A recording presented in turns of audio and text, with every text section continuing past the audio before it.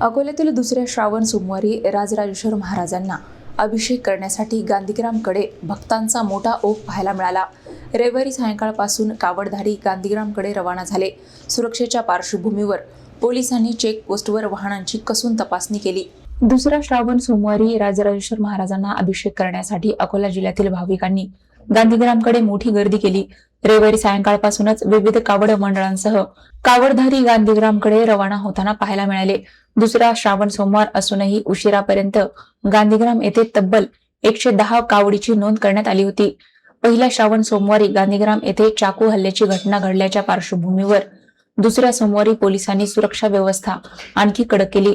अकोटफाईल police ठाण्याच्या हद्दीतील चेकपोस्टवर police निरीक्षक सलीम शेख हे आपल्या सहकाऱ्यांसह येणाऱ्या जाणाऱ्या प्रत्येक चारचाकी आणि दुचाकी वाहनाची कसून तपासणी करताना दिसून आले।